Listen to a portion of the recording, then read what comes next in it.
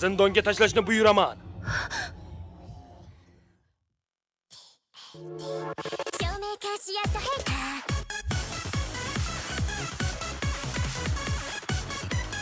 Asoskor xonim hikoyasi sehrli kitobim bilan o'z dunyoimni yo'q qildim deganing yo'q bo'lgan.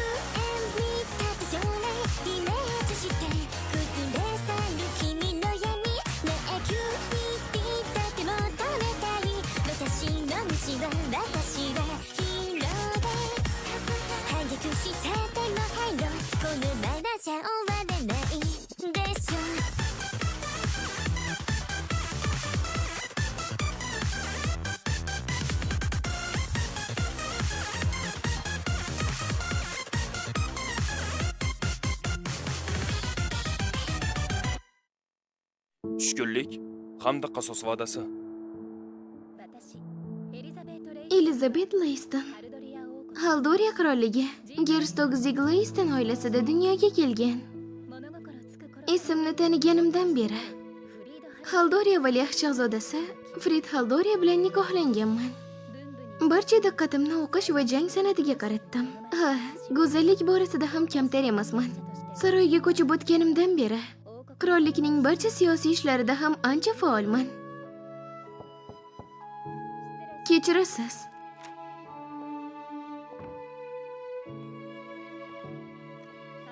Rahmat. Onam, bunday ko'p ishlashingiz mumkin emas. Bu sog'lig'ingiz uchun zararli.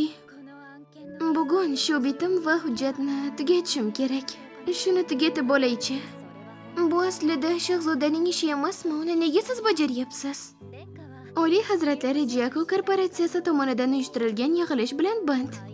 Bu yig'ilishdan ko'ra ko'proq ziyofatga o'xshaydi. U barcha siyosiy majburiyatlarni sizning, ya'ni nikohdagi qizining zimmasiga yukladi. Nimalar deyapsan, Miri? Uzr so'rayman. Uning ishtiroki ishlarni baribir chigallashtirib yuboradi. Menimcha o'zim bajarganim ancha tezroq bo'ladi. Onam, men siyosiy majburiyatlarni fuqarolarimiz manfaati uchun bajaraman. Meni tushunyapsanmi?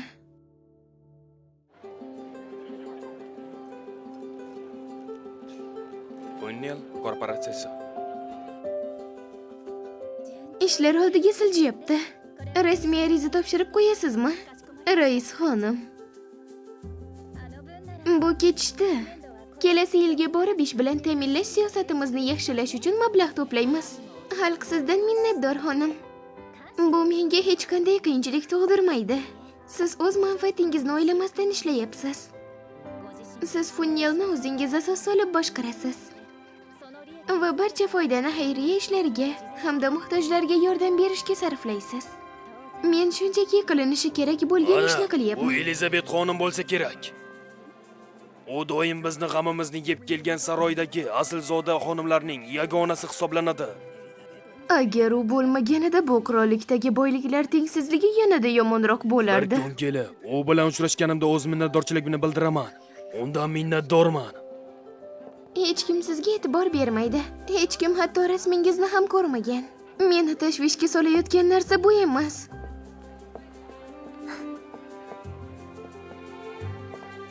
Yanada ko'proq ishlashim kerak.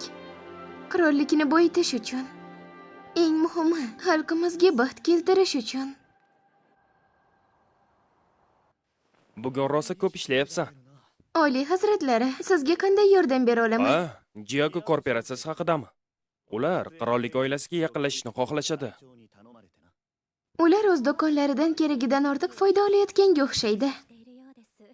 Ularni qirollik oilasiga kirishga yetarlicha axloqi bor deb o'ylayman. Nima? Tez orada rasmiy ogohlantirish chiqarishni rejalashtiryapman. To'xta. Axir bu mening obro'yimga qanday ta'sir qiladi? Men ularga hech qanday zarar yetkazmayman. Ular sizning suyuklilaringizdandir. Menimcha, ularga qirollik qabuliga kirishga ruxsat faqat ish uslublarini yaxshilaganlaridan keyin berilishi kerak. Sen shunchaki mening nigohimdagi o'rningdan foydalanib, nimalar qilmoqchi bo'lyapsan? Oliy hazratlari, saroy obro'sini unutmaslikni eslatib o'tmoqchi edim. Bor gap shu.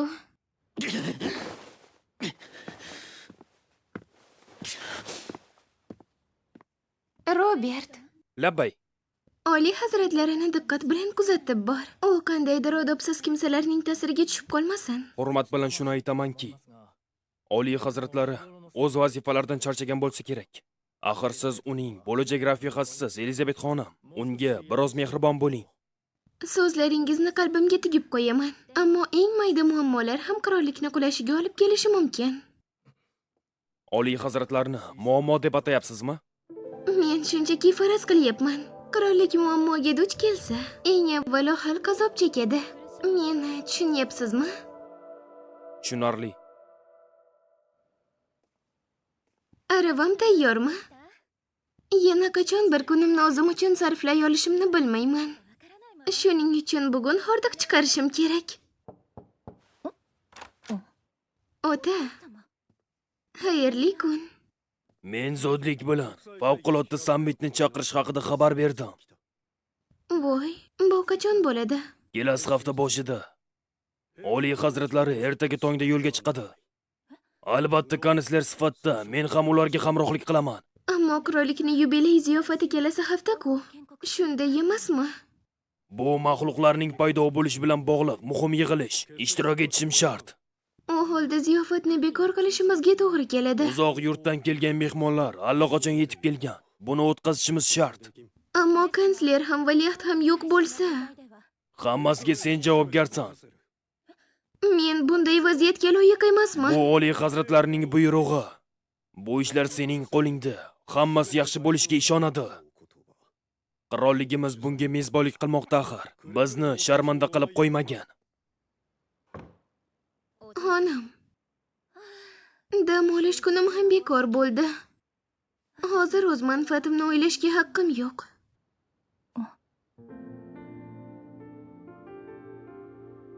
U kim o'zi? Silviya xonim. U Lokit baronligiga asrab olingan va yaqindagina saroyga kelgan. Uning to'g'ri so'z va ochiq-oydin gapirishi qirollik ahli uchun yangilik bo'ldi. Oliy hazratlari ham undan juda ta'sirlangan ko'rinadi. Ichki saroyda uyalmasdan shunday yuribdi.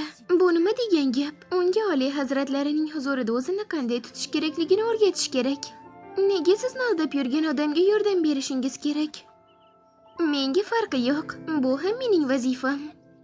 Oliy hazratlarining ikkinchi xotin olishda g'ayritabiiy narsa yo'q. Seni noo'rin harakatlaring Oliy hazratlarini ham, qirollikni ham obro'yiga putur yetkazishi mumkin. Biroz o'ylab ko'r. Xo'p bo'ladi xonim. O'ng oyog'ingni jarohatlab olibsan-ku. Bu biror yosh zodagon bilan sayrga chiqqaningda qolmaganmikan? Nima deb o'ylaysan? Oliy hazratlariga aytib o'tirmayman, ammo boshqa yigitlar bilan yaqinlashishdan tiyilib turishingni so'rayman. Shunga rozi bo'la olasanmi? Xo'p bo'ladi xonim. Ogohlantirishingizni eslab qolaman.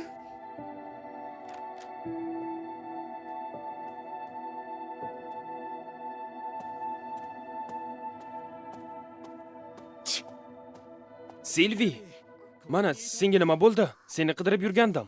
Hovliga biroz sayr qilib yursakmikin degandim. Silvi, senga nima bo'ldi?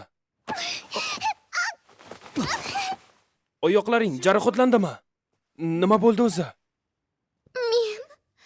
Bu mening aybim edi. Elizabet xonim. Elizabet? Elizabet senga biror nima qildimi? Oyog'ing o'qilmagan. O'sha ayol mening suyukli Silvimga nima qildi u? Javob berishga majbur qilaman. Elizabet! Eshitishimcha, mening Silvimni zinadan itarib yuborgan ekansan. Oliy hazratlari, Frid janoblari. Bunga men boshqa chiday olmayman. Elizabet Liston, Shu ondan e'tiboran sen bilan o'rtamizga tuzilgan nikohni bekor qilaman. Bularni birortasini eslay olmayman.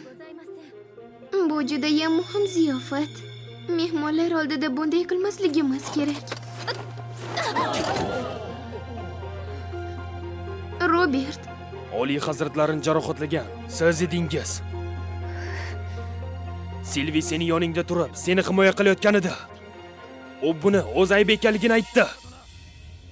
hammasi tushunarli. Soqchilar, bu ayolni zindonga tashlanglar. Ammo agar unga imkon bo'lganida, Oliy Bu yerdagi ishlar yana nima endi? Silvi xonimni o'ldirgan bo'lardi. Menga farqi yo'q. Oliy hazratlarini buyrug'iga qarshi chiqa olmaymiz, to'g'rimi? Ha, iltimos sizni kuzatib qo'yishimga ruxsat bersangiz. Bu yerdagilarning barchasi eshitsin. Mana shu ondan boshlab Silviya Lokit xonim bilan unashtiruvimni e'lon qilaman. Shu munosabat bilan qadah ko'taramiz.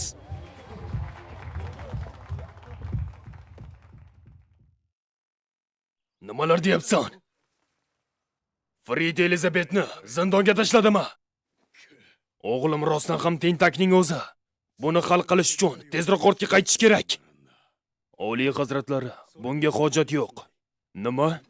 Axir sening qizing qamoqqa tushdi-ku. O'ylaymanki, buni o'zi hal qila oladi. To'g'risini aytsam, u rostdan ham eplay olishi mumkin. Lekin agar bunday vaziyatni o'zi yengib o'ta olmasa, u oliy hazratlarga kelin bo'lishga munosib emas. Hozir Elizabetga vaqt sarflashga umuman imkonimiz yo'q. Mayli, hozircha uning o'ziga qo'yib beramiz. Oradan bir oy o'tdi.